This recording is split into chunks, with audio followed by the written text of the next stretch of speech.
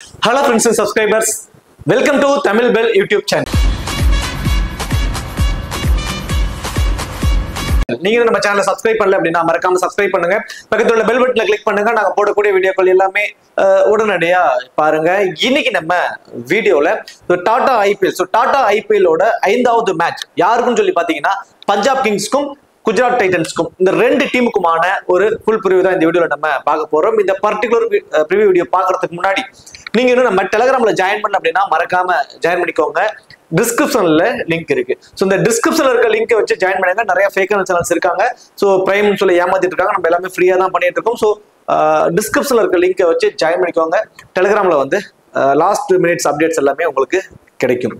So அதே போல நீங்க இன்னும் X11 ஆப். ஸோ இந்த X11 ஆப்ல ஜாயின் பண்ணினாலும் மறக்காம ஜாயின் பண்ணிக்கோங்க. டிஸ்கிரிப்ஷன்ல லிங்க் இருக்கு. இன்வைட் கோடு வந்து தமிழ் அண்ட் ஸ்மால் லீக்ஸ்க்கு ரொம்பவே பெஸ்டான ஒரு ஆப். நான் அந்த X11 ஆப் உங்களுக்கு சஜஸ்ட் பண்ணுவேன். இதுல அது மட்டும் கிடையாது, இன்வெஸ்ட்மெண்ட் லீடர் போர்டா இந்த இதுக்கு வந்து பாத்தீங்கன்னா 55 லட்சம் ரூபாய்க்கான இன்வெஸ்ட்மெண்ட் லீடர் போர்டும் வந்து அனௌன்ஸ் பண்ணிருக்காங்க. இதுல ஃபர்ஸ்ட் ரேங்க் வந்தீங்க அப்படின்னா மகேந்திரா தார். ஸோ மகேந்திரால 3XO car, number 2 car, then அடுத்தது BMW பைக், இப்படி நிறைய ஆஃபர்ஸ் வந்து இதுல கொடுத்துருக்காங்க investment leader board particularly. Then அதுக்கு அடுத்ததான் வந்து பாத்தீங்கன்னா மற்ற ஆப்ஸை கம்பேர் பண்ணும்போது என்ட்ரி ஃபீஸ்ல வந்து பாத்தீங்கன்னா ரொம்ப கம்மியான இருக்கக்கூடிய ஒரு ஆப் இந்த ஆப். அதுலயே ஒரு ஹியூஜ் அமௌண்ட் உங்களால வந்து சேவ் பண்ண முடியும். இந்த சேவ் பண்ண மணியை வச்சு நிறைய உங்களால வந்து டீம் கட்டிக்க முடியும், ஏர்ன் பண்ணிக்க முடியும். இதுல டிடிஎஸ் அண்ட் ஜிஎஸ்டி சார்ஜஸ் வந்து பிடிக்கிறது இல்ல. ரொம்பவே சூப்பரா இருக்கும். கண்டிப்பா ட்ரை பண்ணி பாருங்க. டிஸ்கிரிப்ஷன்ல லிங்க் இருக்கு. இன்வைட் கோடு வந்து தமிழன். ஓகே, மேட்சை பொறுத்த வரைக்கும் 25 மார்ச் இரவு 7:30 இந்த மேட்ச் நடக்குது. மேட்சை பொறுத்த வரைக்கும் திரு நரேந்திர மோடி ஸ்டேடியம் அகமதாபாத்ல தாங்க இந்த மேட்ச் வந்து நடக்குது. ஸோ அகமதாபாத்தோட ஒரு பிச் ரிப்போர்ட் அப்படின்னு சொல்லி பார்த்தோம் அப்படின்னா இங்க ஆவரேஜான ஸ்கோரே வந்து பாத்தீங்கன்னா 175 ரன்ஸ் வரைக்குமே வருது. ஸோ ஒரு 175 ரன்ஸ் வரைக்குமே இங்க ஆவரேஜான ஸ்கோரா வருது. இங்க வந்து இந்த இன்சியல் ஸ்விங் கண்டிப்பா இருக்கு. ஃபாஸ்ட் பாலர்ஸ்க்கு கொஞ்சம் இங்க என்ஜாய் பண்ணி பால் பண்ணுவாங்க. ஸ்பின்னர்ஸ்க்கு பெருசா அந்த அளவுக்கு வந்து ஒரு அசெட்ஸ் வந்து இருக்காது. ஸோ ஃபாஸ்ட் பாலர்ஸ் இங்க கொஞ்சம் ஹை அட்வான்டேஜஸ் தான் இங்க இருக்கு. கடைசியா நடந்த சில மேட்சஸ்ல வந்து பாத்தீங்கன்னா ஃபாஸ்ட் பாலர்ஸோட விக்கெட் அவங்க தான் வந்து விக்கெட்ஸ் வந்து அதிகமா எடுத்திருக்காங்க. ஸோ பேட்ஸ்மேன்ஸ்க்கு இங்க நல்லாவே சப்போர்ட் பண்ணும். 175 அப்படிங்கிறது ஒரு ஆவரேஜான ஸ்கோராவே வந்து இங்க இருக்கு. வெனு ரெக்கார்டு சொல்லி பாத்தீங்கன்னா மொத்தம் 35 மேட்ச் இங்க நடந்திருக்கு. அதுல பேட்டிங் செகண்ட் பண்ண டீம் தான் மெஜாரிட்டியான மேட்சஸ், 20 மேட்சஸ் அவங்க வின் பண்ணிருக்காங்க. பேட்டிங் ஃபர்ஸ்ட் பண்ண டீம் வெறும் 14 மேட்சஸ் தான் வந்து வின் பண்ணிருக்காங்க. ஸோ சேஸ் பண்ற டீமுக்கு கொஞ்சம் வின்னிங் ரேஷியோ வந்து இங்க அதிகம். ஆவரேஜான ஸ்கோர் 170 ரன். ஸோ கிட்டத்தட்ட இந்த 35 மேட்ச்லயே ஆவரேஜான ஸ்கோர் வந்து 170 ரன் அப்படிங்கிறது வந்து இருக்கு. இங்க கொஞ்சம் நல்ல ஒரு பேட்டிங் ட்ராக் தான் இங்க. ஸோ லாஸ்ட் 5 T20ல ஆவரேஜான ஸ்கோர் 170 சொல்லி இருக்கு. 50 விக்கெட்ஸ் வந்து போயிருக்கு. கடைசி 5 T20ல 50 விக்கெட்ஸ் தான் போயிருக்கு. அதுல 34 விக்கெட் ஃபாஸ்ட் பாலர்ஸும் ஸ்பின்னர்ஸ் வந்து பாத்தீங்கன்னா 16 விக்கெட்ஸும் வந்து எடுத்திருக்காங்க. ஸோ மெஜாரிட்டியான விக்கெட்ஸ் ஃபாஸ்ட் பாலர்ஸ் தான் வந்து எடுத்திருக்காங்க. அதே போல ஹெட் டு ஹெட் ரெக்கார்ட் கடைசி 5 வருஷத்துல 5 முறை இவங்க 2 பேரும் ஹெட் டு ஹெட்ல மோதிருக்காங்க. அதுல குஜராத் டைட்டன்ஸ் தான் 3 முறை வந்து வின் பண்ணிருக்காங்க. பஞ்சாப் கிங்ஸ் வந்து பாத்தீங்கன்னா 2 முறை வந்து வின் பண்ணிருக்காங்க. அப்பர் ஹேண்ட் வந்து பார்த்தோம் அப்படின்னா குஜராத் டைட்டன்ஸ் தான். லைக் அடுத்தது 2 டீமோட ஒரு பாசிபிளான பிளேயிங் 11 சொல்லி பார்த்தோம் அப்படின்னா Shubman Gill and Jos Buttler 2 பேரும் இன்னிங்ஸ் ஓபன் பண்ண போறாங்க. சுமன் கில் தான் அந்த டீமோட கேப்டன். தென் அடுத்ததா ஜாஸ் பட்லர் வந்து விக்கெட் கீப்பர் வந்து பண்ண போறாரு. அடுத்ததா சாய் சுதர்சன், கிளென் பிலிப்ஸ், ஷாருக் கான், ராகுல் திவாட்டியா, தென் ரஷீத் கான், முகமது அர்ஷத் கான், தென் அடுத்ததா சாய் கிஷோர், கசிசோர் Rabada, Siraj and Washington Sundar maybe ஒரு இம்பாக்ட் பிளேயரா வரலாம், இல்ல டைரக்டா பிளேயிங்குள்ள வச்சு சாய் கிஷோரை வந்து இம்பாக்ட் பிளேயரா கூட கொண்டு வரலாம். ஐ திங்க் எனக்கு தெரிஞ்சு வாஷிங்டன் சுந்தர் ஒரு இம்பாக்ட் பிளேயரா பயன்படுத்துறதுனால பேட் அண்ட் பால் ரெண்டுலயுமே கான்ட்ரிபியூட் அவங்களுக்கு கிடைக்குங்கிற மாதிரி யோசிக்கிறதுக்கு சான்சஸ் வந்து இருக்கு. ஸோ குஜராத் டைட்டன்ஸோட ஒரு பாசிபிளான பிளேயிங் 11 இது.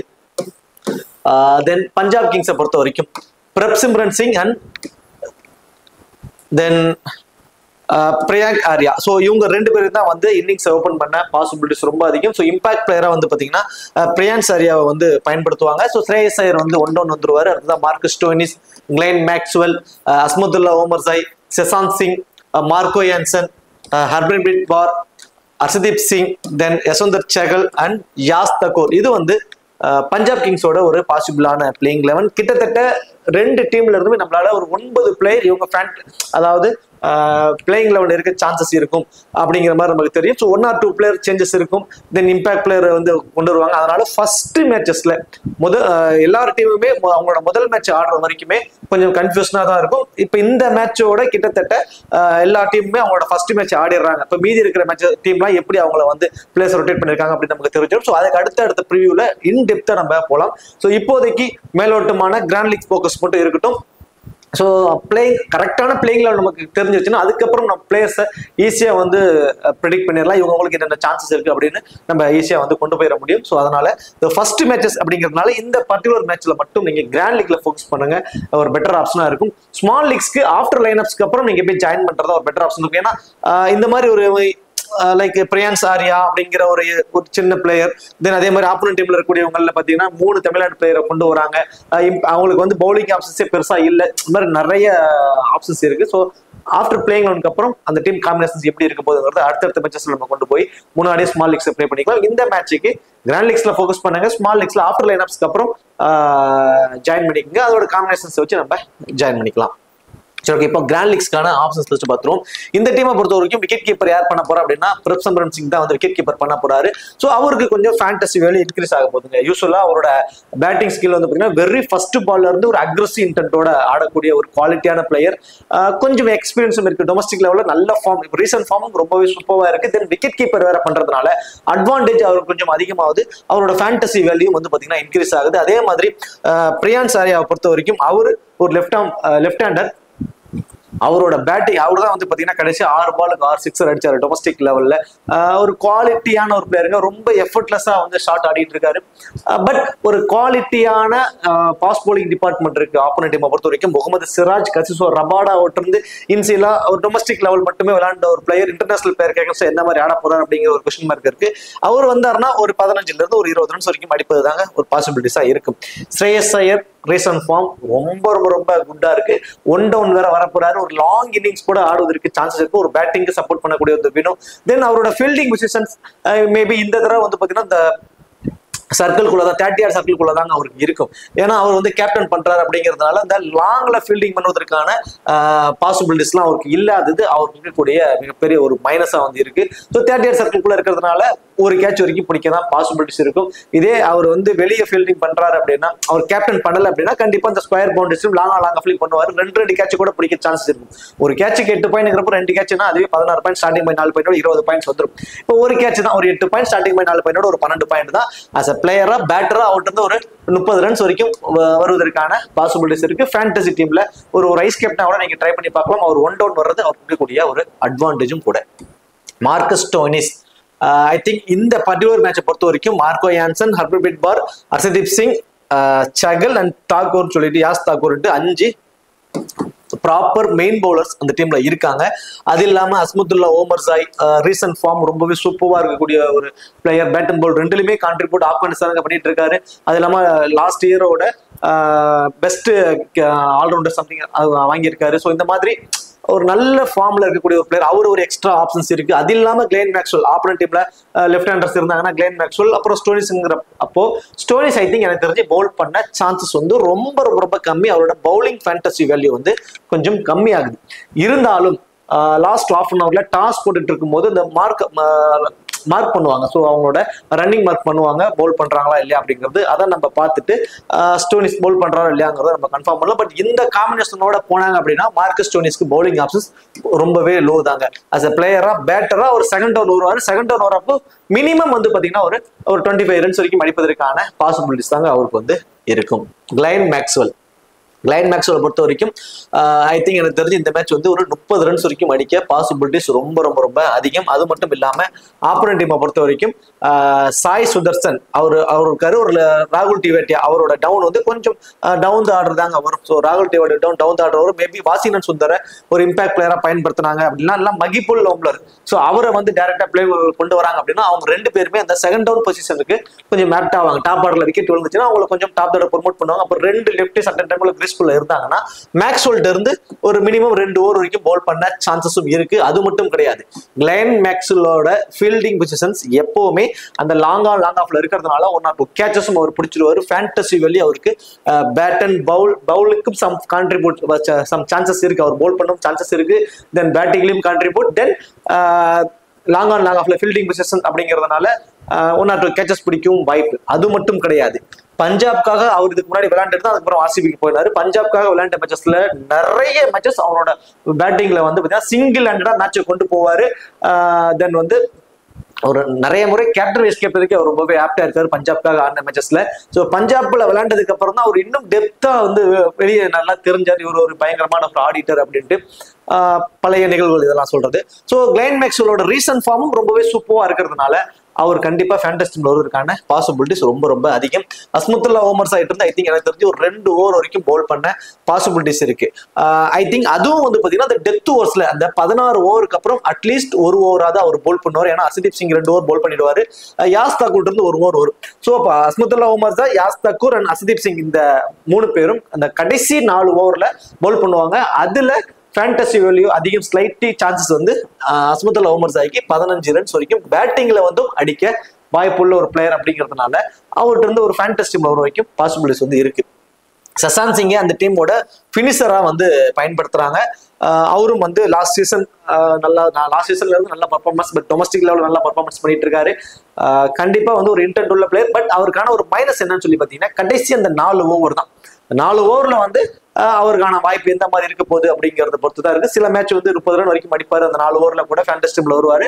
சில மேட்சஸ் வந்து அந்த ஏர்ல விக்கெட் விடுவதற்கான சான்சஸ் தான் இருக்கு. ஏன்னா கடைசி 4 ஓவர் அப்படிங்கிறப்போ வெரி ஃபர்ஸ்ட் பால்ல இருந்து அடிச்சு ஆடணும் அப்படிங்கிற ஒரு சுச்சுவேஷனுக்கு அவர் தள்ளப்படும் போது கொஞ்சம் ஏர்லியரா விக்கெட் விழுவும் பாசிபிலிட்டிஸ் இருக்கு. ஏதாவது ஒரு மேட்ச் 30 ரன் வரைக்கும் அடிக்கிறதுக்கான ஒரு பாசிபிலிட்டிஸ் இருக்கு. ஃபீல்டிங் பொசிஷன் அந்த ஸ்கொயர் பவுண்டரிஸ்ல அவர் இருப்பாருங்க, 1 or 2 கேச்சஸ் பிடிக்க சான்சஸ் வந்து அவருக்கு இருக்கு. மார்க்கோ யான்சன் இன்சியலா பவர் பிளேலயே 2 ஓவர் பவுல் பண்ணிடுவாரு. அதிகபட்சம் 15 ஓவருக்குள்ள அவரோட 4 ஓவர் வந்து அவர் கம்ப்ளீட் பண்ணிடுவாரு. மார்க்கோ யான்சனை பொறுத்த வரைக்கும் டெத் ஓவர்ஸ்ல அவர் பெருசா பவுல் பண்ணல. டெத் ஓவர்ல பவுல் பண்றப்போ நிறைய அடி வாங்கிறாரு தான் சொல்லலாம். ஆனா இன்சியலா பவர் பிளேல அந்த ஸ்விங்க அருமையா கொண்டு போறாருங்க. இவர்கிட்ட இருந்து கண்டிப்பா இன்சியலாவே ஒரு ட்ரெண்ட் வந்து Shubman Gill or Jos Buttler, இவங்க 2 பேர்த்துல இருந்து யாராவது ஒருத்தவங்களுக்கு ஒரு இன்சியலாவே ஒரு ட்ரெண்ட் வந்து இருக்கு. நம்ம சுமன் கில் நிறைய முறை left arm fast polished out ஆகி நம்ம பார்த்துருக்கோம். ஆனா இந்த வெனுல சுமன் கில்லோட ஆவரேஜ் பட்டாசா இருக்குங்க. எல்லா மேட்சஸுமே அவர் ஆடி இருக்காரு, கிட்டத்தட்ட ஒரு 70 அப்படிங்கிற ஒரு ஆவரேஜ் வச்சிருக்காரு T20ல இந்த வெனுல. ஸோ அது அவருக்கு இருக்கக்கூடிய அட்வான்டேஜ். இருந்தாலும் அவர் லெஃப்ட் ஆர்ம் ஃபாஸ்ட் பாலிஸ்ட் கொஞ்சம் வீக்கா இருக்காரு அப்படிங்கிறது மட்டும் ஒரு சின்ன ஒரு மைனஸ். அதுவும் மார்க்கோ யான்சன் இருந்து அந்த பேட்டில் கிடைக்க போகுது. அது மார்க்கோ யான்சன் மட்டும் கிடையாது, அர்ஷதீப் சிங் 2 லெஃப்டிஸ் அட்டன் டைம்ல பவர் பிளேல வந்து பவுல் பண்ண போறாங்க. அது குஜராத் டைட்டன்ஸோட டாப் ஆர்டர் ஒரு மாதிரி கொலாப்ஸ் பண்ண மேபி பாசிபிலிட்டிஸ் இருக்கு. அது சுமன் கில்லா அல்ல ஜாஸ் பட்டரா அப்படிங்கிறது மட்டும்தான் இப்போ விஷயமா வந்து இருக்க போகுது. ஸோ மார்க்கோ யான்சன் இருந்து ஃபர்ஸ்ட் பவுல் பண்ண போறாருன்னா 2 விக்கெட், தென் செகண்டா பவுல் பண்ண போறாருன்னா 1 விக்கெட். அது மட்டும் கிடையாது, இவர் பேட்டிங்க்கு வந்தாலும் 10-15 ரன்ஸ் வரைக்கும் அடிப்பாரு. இவரோட ஹைட்டுக்காகவே இவர் என்ன பண்ணுவாங்க, இவர் தென் மேக்ஸ்வெல் இந்த 2 பேரும் இந்த லாங் ஆன் லாங் ஆஃப் இந்த 2 இடத்துல ஃபீல்டிங் பொசிஷன்ஸ் இருக்கிறதுனால ஃபர்ஸ்ட் போத் இன்னிங்ஸ்லுமே மினிமம் ஒரு கேட்சாவது அவங்க பிடிச்சிருவாங்க. தென் பவுலிங் அப்படிங்கிற எக்ஸ்ட்ரா அட்வான்டேஜ் பேட்டிங்ல இருந்தாலும் ஒரு 10 ரன் வரைக்கும் அடிப்பாருங்கிறதுனால இவர் ஃபேண்டசி வேல்யூ வந்து இவருக்கு அதிகம் தான். ஃபர்ஸ்ட் பவுல் பண்ணும்போது அர்ஷதீப் சிங் 2 விக்கெட் வரைக்கும் எடுப்பதற்கான சான்சஸ், செகண்டா பவுல் பண்ணும்போது 1 விக்கெட் வரைக்கும் அவர் எடுப்பாரு. யஸ்வந்தர் சஹல் யூஸ்வலா வந்து பாத்தீங்கன்னா யஸ்வந்தர் சஹல் இருந்து நம்ம செகண்டா பவுல் பண்ணும்போது அவரோட ஃபேண்டசி வேல்யூ ரொம்ப ரொம்ப ரொம்ப ஹையா வந்து இருக்கும். செகண்டா வந்து பவுல் பண்ண போறாங்கன்னா அவர்கிட்ட இருந்து மினிமம் 2 மேக்சிமம் 3 விக்கெட் கூட எடுப்பாங்க யஸ்வந்தர் சஹலை பொறுத்த வரைக்கும். யஸ்வந்தர் சஹலை இதுக்கு முன்னாடி சீசன்ஸ்ல எல்லாத்துலயுமே கொஞ்சம் டெத் ஓவர்ஸ்ல கூட பயன்படுத்தினாங்க. ஸோ ராஜஸ்தான் ராயல்ஸ் யஸ்வந்தர் சஹலை செகண்டா பவுல் பண்ணும்போது 16 ஓவருக்கு அப்புறம் கூட இவர்கிட்ட இருந்து 1 or 2 ஓவர் கொடுத்து பார்த்தாங்க, அது சக்சஸாகவும் இருந்தது, விக்கெட்டும் நிறைய எடுத்தாரு. ஸோ செகண்டா பவுல் பண்ணும்போது யஸ்வந்தர் சஹல் மோர் இம்பார்ட்டன்டா வந்து இருப்பாருங்க. மினிமம் 2 விக்கெட் மேக்சிமம் 3 விக்கெட் வரைக்கும் எடுப்பாரு. ஸோ ஃபர்ஸ்ட் பவுல் பண்ணும்போது ஐ திங்க் எனக்கு தெரிஞ்சு 1 விக்கெட் வரைக்கும் எடுப்பதற்கான பாசிபிலிட்டிஸ் தாங்க இருக்கு. யாஸ் தாக்கூர் இருந்து போத் இன்னிங்ஸ்லுமே 1 விக்கெட் வரைக்கும் கிடைக்கும். ஹர்பர்பீட் பார்க்கான இந்த மேட்சுக்கான ஓவர் எந்த மாதிரி இருக்க போகுது, மார்க்கோ யான்சன் அவரோட 4 ஓவர், அர்ஷதீப் சிங் அவரோட 4 ஓவர், யஸ்வந்தர் சஹல் அவரோட 4 ஓவரை பவுல் பண்ணிடுவாங்க. மீதி இருக்கக்கூடிய அந்த 8 ஓவர்ல ஹர்பர்பீட் பார் வந்து 3 ஓவர், யாஸ் தக்கூட் இருந்து ஒரு 2 ஓவரும், அஸ்மத்துல்லா ஓமஸே ஒரு 2 ஓவர் போல் பண்ணுவாங்க. கிளைன் மேக்ஸ்வெல் 2 லெஃப்ட் சட்டன் டைம்ல கிறிஸ்குள்ள இருந்தாங்கன்னா ஒரு 2 ஓவர் வரைக்கும் போல் பண்ணுவாரு. ஸோ ஹர்மன்பிரீத் பராட் இருந்து ஒரு விக்கெட் வரைக்கும் கிடைக்கும். தென் யாஸ் தக்கூட் இருந்து ஒரு விக்கெட். இதுதான் காம்பினேஷன். இதுல ஃபர்ஸ்ட் போல் பண்ணும்போது Harshdeep Singh and Marco Jansen 2 பேருமே 2 விக்கெட் வரைக்கும் கிடைப்பதற்கான சான்சஸ். ஸோ அதே மாதிரி செகண்டா போல் பண்ணும்போது Marco Jansen and Yuzvendra Chahal இந்த 2 பேர் காம்பினேஷனோட போறது ஒரு பெட்டர் ஆப்ஷனா வந்து உங்களுக்கு இருக்கும். குஜராத் டைட்டன்ஸை பொறுத்த வரைக்கும் Shubman Gill and Jos Buttler 2 பேர் இன்னிங்ஸ் ஓபன் பண்றாங்க. இதுல ஜாஸ் பட்லர் அந்த விக்கெட் கீப்பர் அப்படிங்கிற ஒரு அட்வான்டேஜ் அவருக்கு இருக்கு. கேட்ச் அண்ட் ஸ்டம்பிங் ரன் அவுட்லயே சம் ஃபேண்டசி பாயிண்ட்ஸோட வந்துருவாரு. தென் பேட்டிங்ல நல்ல ஃபார்ம், ரீசன்ட் ஃபார்ம் ரொம்ப ரொம்ப ரொம்ப குட்டா இருக்கு. மைனஸ் அந்த லெஃப்ட் ஆர்ம் ஃபாஸ்ட் பவுலர் தாங்க. 2 பேருமே லெஃப்ட் ஆர்ம் ஃபாஸ்ட் பாலர், அந்த லெஃப்ட் ஆர்ம் ஆர்த்தடாக்ஸ், இந்த 2 பேர்த்துக்கிட்டயுமே அவங்கள்ட்ட இருந்து ஒரு சின்ன ஒரு பேட்டில் வந்து 2 பேருக்குமே இருக்கு. அந்த வகையில ஹர்மன்பிரீத் பார், மார்க்கோ யான்சன், ஹர்ஷதீப் சிங் இந்த 3 பேர்த்தையுமே வச்சு பவர் பிளேலயே வந்து ஒரு மாதிரி அவங்க பவுல் பண்ணிடுவாங்க. எனக்கு தெரிஞ்சு இந்த 2 பேர்த்துல இருந்து ஏர்லியரா ஒரு விக்கெட் வந்து விழுவதற்கு பாசிபிலிட்டிஸ் ரொம்ப அதிகம். மேபி 2 பேருமே கூட ஏர்லியராகவே விக்கெட்டை விடலாம். ஒரே ஒரு பிளஸ் 2 பேருக்குமே இருக்கிறது அப்படின்னு சொல்லி பாத்தீங்கன்னா, சோமன் கில் இந்த வெனுவோட ஆவரேஜ் கிட்டத்தட்ட 70 அப்படிங்கிற ஒரு ஆவரேஜ் வச்சிருக்காரு T20ஸ்லயே. ஸோ அது அவருக்கு இருக்கக்கூடிய மிகப்பெரிய ஒரு பிளஸ். நாட் ஓன்லி T20, அங்க நீங்க ஓடியே விளையாண்டாலுமே அதுல நல்ல ரெக்கார்ட். ஸோ இப்படி பயங்கரமான ரெக்கார்ட்ஸை வந்து அவர் அங்க வச்சிருக்கிறது அவருக்கு கூடிய மிகப்பெரிய ஒரு பிளஸ். சுமன் கில்லை பொறுத்த வரைக்கும் ஜாஸ் பட்லருக்கு அட்வான்டேஜ், அந்த விக்கெட் கீப்பருங்கிற ஒரு அட்வான்டேஜ், இன்னிங்ஸை ஓபன் பண்றாரு. ஸோ இது 2மே அவருக்கு இருக்கக்கூடிய ஒரு அட்வான்டேஜ். மைனஸ் வந்து பாத்தீங்கன்னா லெஃப்ட் ஆர்ம் ஃபாஸ்ட் பாலர்ஸ் 2 பேர், லெஃப்ட் ஆர்ம் ஸ்பின்னர் ஒருத்தர், இப்படி 3 பேரை வச்சு மிகப்பெரிய த்ரெட் கொடுக்க போறாங்க பஞ்சாப். இது 2மே பயங்கர ஒரு பேட்டிலா இருக்க போகுதுங்க. ஸோ நான் என்ன சொல்றேன்னா, இவங்களோட plus Shubman Gill, Jos Buttler 2 பேர்த்தோட பிளஸுக்காக அவங்களுக்கு வந்து நம்ம என்ன பண்ணலாம், கிட்டத்தட்ட வந்து ஒரு 6 டீம் வரைக்கும் அவங்கள ட்ரை பண்ணிக்கலாம். ஒரு 10 டீம் போடுறீங்க அப்படின்னா கண்ணை மூடிட்டு அகமதாபாத் தான் சோமன் கில் கம்பல்சரி போடு captain, Jos Buttler wicket keeper பண்றாரு, டாப் ஆர்டர்ல வராரு, ஸோ நல்ல ஃபார்ம், ஜாஸ் பட்லருங்கிற ஒரு நேம் அப்படிங்கிறதுக்காக கண்ணை மூடி எல்லா டீம்லையும் போடாம அவங்களுக்கு இருக்கக்கூடிய ஒரு மைனஸ் என்ன, அவங்க எதுல வீக், அதுக்கு தகுந்த மாதிரி ஆப்போசிட் டீம்ல ஒரு 3 பேர் இருக்காங்க. அதுவும் பவர் பிளேலே போல் பண்ணக்கூடிய 3 பேர் இருக்காங்க. ஸோ அப்படிங்கிறப்போ ஏர்லியரா விக்கெட் விழுவதற்கு கூட பாசிபிலிட்டிஸ் இருக்கும். அப்படிங்கிற மாதிரி ஒரு 4 டீம்ல மிஸ் பண்ணுங்க. ஒரு 10 டீம் போறீங்கன்னா ஒரு 6 டீம்ல அவங்க இவங்களோட பிளஸுக்காக ஒரு 6 டீம்லயும் இவங்களோட மைனஸ்க்காக ஒரு 4 டீம்லயும் மிஸ் பண்ணுங்க. சோ இந்த மாதிரி காம்பினேஷன்ஸ்ல ட்ரை பண்ணுங்க. சுமன் கில்ல நான் பர்சனலா எந்த மாதிரி டீம்ல ட்ரை பண்ணேன் அப்படின்னா, மேபி ஃபர்ஸ்ட் பேட் பண்ண போறாருன்னா அவருக்கு நான் வந்து ஒரு மோர் இம்பார்ட்டன்ஸ் வந்து கொடுத்துக்குவேன். பேட்டிங் செகண்ட் பண்ண போறாருன்னா அவருக்கு இருக்கக்கூடிய மைனஸை மட்டும் கன்சிடர் பண்ணி நான் வந்து ஒரு 50-50 ஆப்ஷனா வந்து கொண்டு போவேன். 50-50 ஆப்ஷன் மீன்ஸ் 5 டீம்ல ட்ரை பண்ணுவேன், 5 டீம்ல மிஸ் பண்ணுவேன். ஸோ ஃபர்ஸ்ட் பேட்டிங்னா கிட்டத்தட்ட ஒரு 10 டீம்னா ஒரு 8 டீம் வரைக்கும் அவரை வந்து நான் ட்ரை பண்ணிக்குவேன். ஜாஸ் பட்லர் விக்கெட் கீப்பருங்கிற ஒரு அட்வான்டேஜ், ஒரு வெறும் 20 ரன் அடிச்சாருன்னா ஃபேண்டஸ் டீம்ல வந்துருவாரு. ஸோ அதனால நான் போத் டீம்ஸ்ல ஒரு இம்பார்ட்டன்ஸ் வந்து கொடுத்துக்குவேன். சாய் சுதர்சன் ஒரு குவாலிட்டியான பிளேயருங்க. ரீசன்ட் ஃபார்ம் தான் எனக்கு தெரிஞ்சு கொஞ்சம் ஏற்ற இறக்கமா இருக்குங்க. ஸோ சாய் சுதர்சன் ஒரு லாஸ்ட் சீசன்லாம் வந்து சூப்பர் பர்ஃபார்மன்ஸ். ஸோ அதுக்கப்புறம் என்ன ஆயிடுச்சு, டொமஸ்டிக் லெவலில் விளையாண்டப்பையும் சரி, தென் அவர் போய் கவுண்டி லெவல் எல்லாத்துலயுமே கொஞ்சம் ஏற்ற இறக்கமா தான் இருக்கு. இந்த கன்சிஸ்டன்சியா இல்லை. ஆனா இதுக்கு முன்னாடி ஐபிஎல் லாஸ்ட் இயர், அதுக்கு முன்னாடி இயர்லாம் ஐபிஎல் ஃபுல்லாவே எல்லா மேட்சுமே ஆடுவார், எல்லா மேட்சுமே ஃபேண்டஸ் டீம்ல வந்துட்டு இருந்தாரு. பட் இப்போ இந்த ரீசன்ட் ஃபார்ம் மட்டும் கொஞ்சம் ஏற்றம் இறக்கமா இருக்கு. இருந்தாலும் இவருக்கு இருக்கக்கூடிய அட்வான்டேஜ் என்ன அப்படின்னா, அவ்வளவு சீக்கிரம் தூக்கி அடிக்கவே மாட்டாருங்க. அப்படி கீழே ரொட்டேட் பண்ணி தரையோட தரையா நிறைய பவுண்டரிஸ் ஆடுவாரு. அது இவருக்கு கூடிய ஒரு மிகப்பெரிய ஒரு பிளஸ். ஒரு பக்கம் தனியா உள்ள நின்னுக்குவாரு, ஸ்டாண்ட் பண்ணி நின்னுக்குவாரு, சிங்கிள் ஹேண்டடா மேட்சை கொண்டு போய்கிட்டே இருப்பாரு. விக்கெட்ஸ் விழுவுறத பத்திலாம் கவலைப்படாம ரொட்டேட் பண்ணி கேம் கொண்டு போயிட்டே இருப்பாரு. அது இவருக்கு கூடிய மிகப்பெரிய ஒரு பிளஸ். ஐ திங்க் எனக்கு தெரிஞ்சு ஒரு 30 ரன்ஸ் வரைக்கும் இந்த மேட்ச் அடிப்பதற்கான பாசிபிலிட்டிஸ் ரொம்ப அதிகம். கிளைன் பிலிப்ஸ் யூசுவலாவே பேட்டிங் ஃபர்ஸ்ட் அப்படின்னா ரொம்ப ரொம்ப இம்பார்ட்டன்ட் அப்படின்னு நம்ம சொல்லுவோம். அதே தான் எப்பவுமே பேட்டிங் ஃபர்ஸ்ட்னா அவரு மோர் இம்பார்ட்டன்ட். கிளைன் பிலிப்ஸை பொறுத்த வரைக்கும் பவுலிங் ஆப்ஷன்ஸ் அவருக்கான கண்டிப்பா சான்சஸ் இல்லை. வெறும் ரைட் ஹேண்டர்ஸ் தான் ஆப்போனன்ட் டீம்ல அதிகம். ஸோ லெஃப்ட் ஹேண்டர்ஸ் பெருசா இல்லை, பவுலிங் ஆப்ஷன்ஸ் கொடுக்க மாட்டாங்க. அஸ் அ பிளேயரா பேட்டரா அவர்கிட்ட இருந்து 30-35 ரன்ஸ் வரைக்கும் வரணும். அது பேட்டிங் ஃபர்ஸ்ட் அப்படிங்கிறப்ப சாலிடா வரும். பேட்டிங் ஃபர்ஸ்ட் பண்றப்போ அவருக்கு வந்து இம்பார்ட்டன்ஸ் கொடுங்க. பேட்டிங் செகண்ட் அப்படின்னா நீங்க கண்டிப்பா ஒரு 30-70 அந்த ரேஷியோல கொண்டு போகலாம். ஃபீல்டிங் பொசிஷன்ஸ் அந்த பாயிண்ட் திசையில இருக்கும். தென் ஸ்கொயர் பவுண்டரிஸ்ல இருக்கும். இந்த லாங் ஆன் லாங் மோஸ்ட்லி இருக்காது. பாயிண்ட் திசை அந்த ஸ்கொயர் பவுண்டரிஸ் இருக்கிறதுனால ஒரு கேட்ச் வரைக்கும் பிடிக்க பாசிபிலிட்டிஸ் இருக்கு. ஒரு கேட்ச் ஒரு 8 பாயிண்ட், ஸ்டார்டிங் பாயிண்ட் 4 ஒரு 12 பாயிண்ட் வந்துடும். அவர் அடிக்கக்கூடிய ஒரு 30 ரன் பேட்டிங் ஃபர்ஸ்ட்னா அது வாய்ப்பு இருக்கு. பேட்டிங் செகண்ட்னா கண்டிப்பா இவருக்கு அகேன்ஸ்டா யஸ்வந்தர் சஹலை வச்சு பவுல் பண்ண வச்சிருவாங்க. அவர் விக்கெட் டேக்கிங் ஆப்ஷன் வந்து அவருக்கு இருக்கு. ஷாருக் கான் இந்த மேட்ச் உங்க டீமோட ஒரு பிக் டிஃபரன்ஷியல் பிக்கா இருப்பாரு. லோ பர்சன்டேஜ் பிக்காவும் இருப்பாருங்க. இவரோட ஃபீல்டிங் பொசிஷன் இந்த லாங் ஆஃப்ல இருக்கும். 1 or 2 கேச்சஸும் அவர் பிடிச்சிருவாரு. தென் பேட்டிங்லயும் வந்து கண்டிப்பா கான்ட்ரிபியூட் இருக்கும். பர்டிகுலர்லி பேட்டிங் செகண்ட் அப்படிங்கிறப்போ அவருக்கு நீங்க மோர் இம்பார்ட்டன்ட் கொடுங்க. பேட்டிங் ஃபர்ஸ்ட்னா கிளென் பிலிப்ஸ்க்கு போங்க, பேட்டிங் செகண்ட்ங்கிறப்போ ஷாருக் கானுக்கு ஐ திங்க் எனக்கு தெரிஞ்சு இந்த மேட்ச் அவரோட ஃபேண்டசி வேல்யூ ஸ்லைட்லி இன்க்ரீஸ் ஆக போகுது.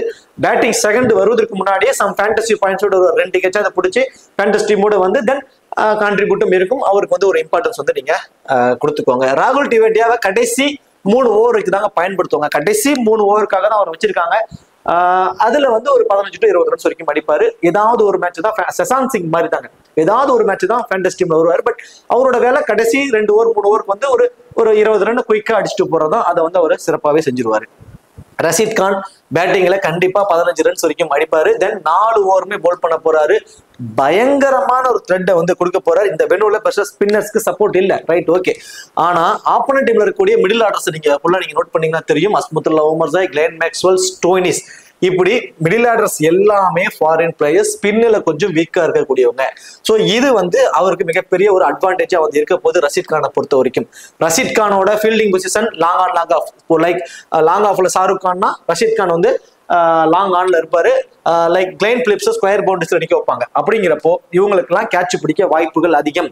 அப்போ ரஷீத் கானுக்கு மினிமம் வந்து ஒரு கேட்ச் பிடிச்சிருவாரு. ஸ்டார்டிங் பாயிண்ட் 4 பாயிண்ட், மினிமம் ஒரு விக்கெட்னா 25 பாயிண்ட். தென் அந்த விக்கெட் விழுவுற பாலுமே ஒரு கவுண்ட் ஆகும், ஒரு டாட் பால் கவுண்ட் ஆகும், அதுக்கு ஒரு பாயிண்ட்ஸ் கிடைச்சிடும். தென் 4 ஓவர்ல மினிமம் 10 பாலாவது அவருக்கு டாட் பால் கிடைக்க சான்சஸ் இருக்கு, அதுக்கு ஒரு 10 பாயிண்ட் கிடைக்கும். இப்படி அவரோட ஃபேண்டசி வேல்யூ அதிகம். பேட்டிங்ல வந்தாலும் ஒரு 10-15 ரன்ஸ் வரைக்கும் அடிப்பாரு. ரொம்பவே ஒரு இம்பார்ட்டன்ட் பிக்கா இருப்பாருங்க இந்த பர்டிகுலர் மேட்ச்ல. நான் சொல்றது மினிமம் ஒரு விக்கெட், அவர் 2 விக்கெட் வரைக்கும் கூட எடுப்பதற்கு சான்சஸ் இருக்கு.